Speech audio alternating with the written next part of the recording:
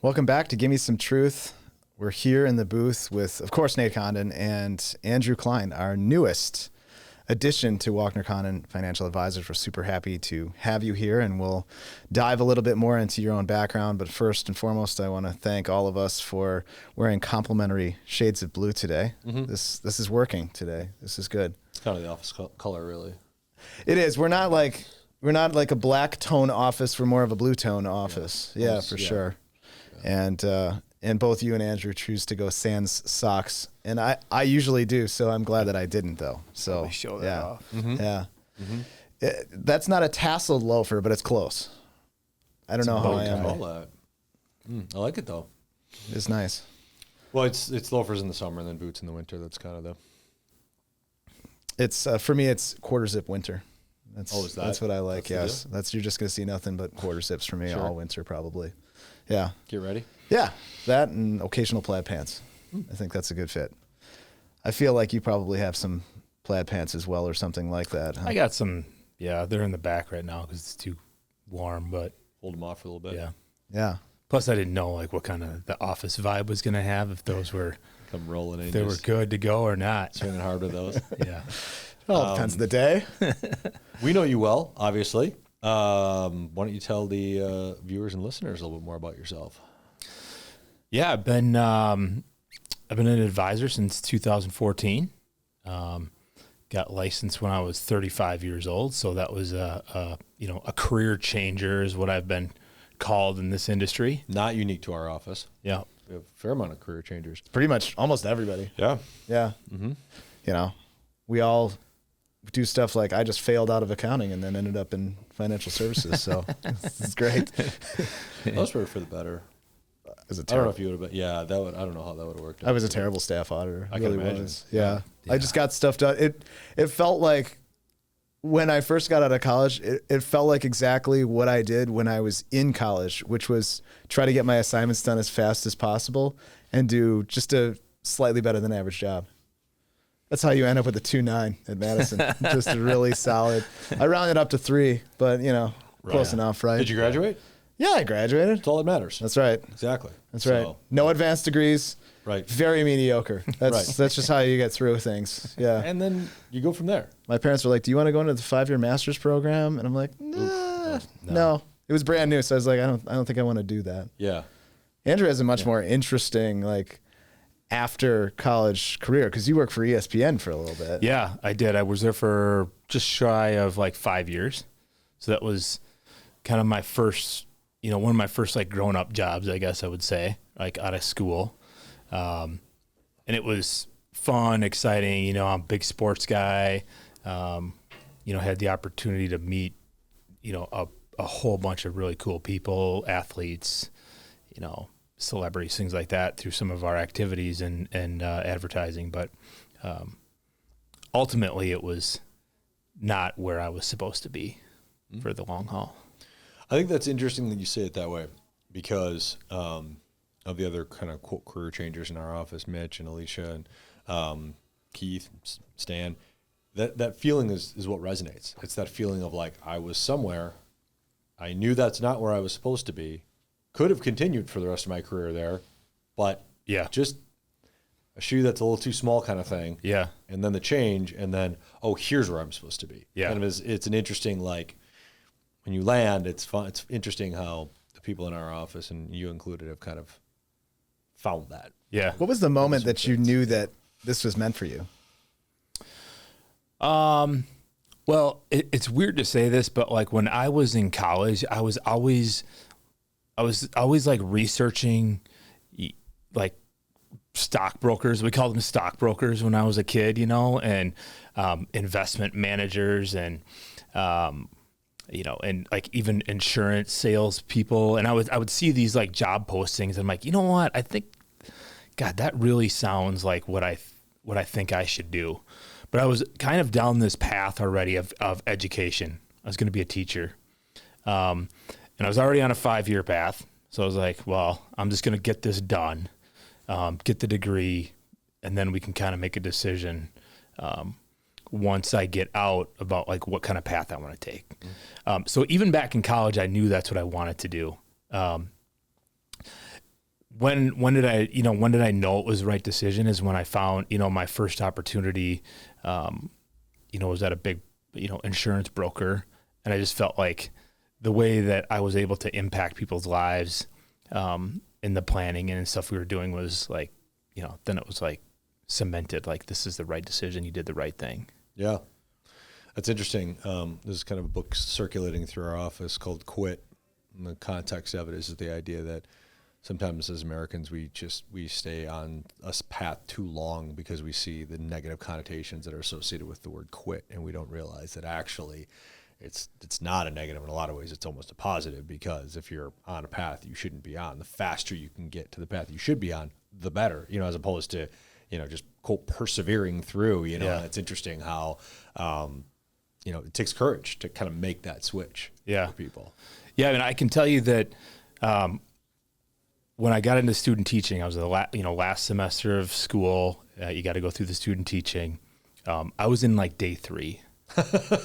And I knew that this was not what I was supposed to do. Yeah. So to your point, I knew I was going to quit. But I was going to get the degree first. So if I ever, if anybody at Onalaska High School, I may have been the worst student teacher to walk those halls. But again, it's one of those experiences that I think I grew from and learned from and understood, like, okay, this is the kind of person I am becoming. And I think I saved a lot of people a lot of heartache not being a teacher. What surprised you the most about this industry when you got into it? What was the one thing you kind of got into it and you were like, this is where I'm supposed to be, but wow, I didn't necessarily understand or realize. Yeah, I think I was in a fairly large office of about, 50 to 70 advisors at the time. And it's like, what really blew my mind was like all the different paths each individual advisor would take for building their business. Sure. Like some, the specialties that you can do in this realm are so abundant, but it's also like, as a young advisor, it's like overwhelming. And it's like, okay, what path do I want to go down? What's the right one? Who's going to mentor me down this path? So that was like the big thing, is just like the variety of advisors that there are. Yeah. Try to answer this as uncommercial for Walkner Condon as possible, if you will. Mm-hmm. Why did you choose us when you made the switch? Yeah, I mean, a lot of, a big part of the decision was because of the relationship that, the three of us had developed over the last, like 7 or 8 years. I think we've had conversations on and off the golf course, in boardrooms and stuff like that. And so I think I had, a feel for the culture here. And so that was a big piece of it. But a second piece was the kind of the path that I was going down as an advisor that I just talked about didn't necessarily jive with like what I wanted, like where I wanted to go in the future, and being able to build something. And so what I found is with Walkner Condon, it was like, this was the right place for me to accomplish like 2 things. One, be a part of a team that's growing, and I could be, for lack of a better term, like be hopefully a valuable cog in that engine, but also like on the personal side, be able to develop and grow and build something that potentially has some value at the end of the day. Absolutely. Yeah, you and I share a similar path in that we kind of started out in the insurance world. And I think that the advantage of starting out in that world is that you do get trained well. Yeah. I felt like I got trained well. There's definitely more mentorship initially when you hit that sort of insurance-oriented thing. They would pair you up with people and kind of make sure that you are a bit more taken care of and trained than perhaps in a small place like Walkner Condon. I mean, we try to mentor people as best we can, but we don't have that formal training program like some of these big insurance companies or broker-dealers have. So a lot of our people are from Merrill Lynch. They have a great training program too. I mean, and then I think when you grow up in the insurance world, you see insurance first and you see it as a valuable cog in the financial plan, but also then once you start to open up your eyes a bit more on the wealth management side, and then I think the doors kind of open up and the floodgates kind of open up too. There's a lot of different things that we can help people with outside of just insurance and more narrow focused. And obviously the insurance companies have a vested interest in kind of focusing on that more. But I think that having that experience is great because you know all these different things, the long-term care insurance, the life insurance, the disability insurance. You've touched that already and understand annuities. You understand how those all work and how they may fit into some plans. And then you have the other path of the wealth management where, that's almost, you can learn something new every single day in that. I think the wealth management is just vast when we talk about that. Yeah. Investment management. Yeah. And, it's a little bit of a different, mindset because, you've probably heard the joke that like, you can solve every problem with a new life insurance contract, right? But, once you kind of get outside of that world and you understand how investments actually work, and that's obviously a big piece of like what I believe my growth is going to be here is really, really learning that world more, hopefully getting, into some more like certification type programs to help bolster that. But yeah, it's a different world. But again, I actually talked to a small group before I even got in this industry. One of the research things I did was like talk to all sorts of different people. And the owner of that firm literally looked at me and said, go to a big firm, get 5 years of experience, and then let's talk. Because, he understood his business wasn't training and mentoring, new young advisors. It was like once they kind of had their feet on the ground. So I think there's all sorts of different paths to get where we are, but I don't think maybe I would have been successful early without the track I took. Yeah. And I know that you also have, we'll get to golf in a second for sure. I know you also have some expertise and kind of I would say a little bit more of a passion for the tax side of things. So you and Alicia have some congruencies there. You both seem very nerdily excited to talk about taxation and how you can help people that way. Talk to us a little bit more about that. Yeah, I really, that's kind of like the thing I like to nerd out on is tax. I think because one, it elicits a response from people that like they seem like really truly interested. If you can talk to them about tax and you can give them advice or planning, not advice, but planning in tax, they're really engaged. And so my previous experience is working primarily with like retirees. So people that are already in retirement or about to retire, we're talking about required minimum distributions and just all the different factors that go into helping someone develop an income plan and under the current law and understanding the changes. And the one thing that I think that we do as advisors here is that we're not necessarily going to be like your accountant where we're looking backwards at like what you just did in that year, but looking out forwards, 2, 3, 5 years and based on changes in your income and really helping people understand like how to manage their taxation. Because, it's one of the largest expenses in retirement, right, is taxes. Yeah. I mean, you can have a huge impact in there and we all know. And right now we're kind of in this area where politically we talk about a bunch of different policies and, the whole like, do all your taxes in the back of a postcard. That's not being said by either party anymore. No. So we know it's just going to get more and more complex and we have some major changes in the tax code potentially coming up. Yeah. So, I mean, I agree with you. Taxation is really important and how you plan that out can be incredibly complex. It's not just something as simple as, going into a computer program and typing a couple numbers. There's a lot of nuance to it as well. Yeah. Yeah. And the fact that, one thing, if anybody tells you that they know what's going to happen at the end of this, cycle with the Tax Cuts and Jobs Act that we're currently living under, I think you should run because nobody knows. They've kept it a secret or they haven't discussed it, which maybe is more scary. But, things are certainly due to change. We're going to add more pages to that tax code. Yes. Every year. 77,000 wasn't enough. They're like, yeah, we need a few more. Didn't cover everything. Let's wrap up with a personal question. Obviously we all like to golf in the room. You like to fish. You like to get outdoors. Tell us what you like to do when you're not financial planning and geeking out on tax. Yeah. Probably my favorite thing outside of work is playing golf. You guys are well aware of that.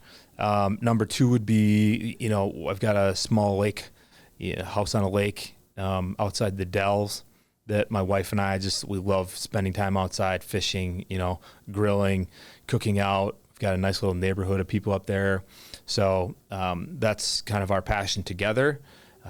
Who's got the biggest fish between the two of you? I think, this is called Give Me Some Truth. So she has the biggest bass this year. Nice. I think I have the biggest northern pike. Okay. So we're kind of split there. Sure. That might be because she hasn't caught one yet. So. Oh, okay. Subtle. So subtle dig. No, it wasn't like a 12-inch northern pike or anything. No, it was a good 35-incher. All right, it was a decent one. It's going to take a big one. Yeah. And then outside of that is just trying to stay fit, trying to stay strong, trying to eat healthy, all those things. All work together. But yeah, I think if I had one thing to do, it would be play golf outside the office. The other side note that I'll make is that you've disappointed the producers in the room when you're doing a podcast, when you see their heads just slump down. The 2-9 comment did not go over well with John and Courtney in the room. Just so no? That just heads just went down like, that's oh perfect. Boy. Yeah, you almost got cut. I think there was almost let's start the record button again and start over. So good for you for getting that out of the hole that it was in. That's how you hit home runs right That's there. exactly right. Yeah. Exactly right. Yeah. You got to strike out sometimes. And then the home runs look even better. Yeah. I haven't seen a slump since, so apparently we're doing okay. It's true. Chucky hacks on 3-0. Exactly.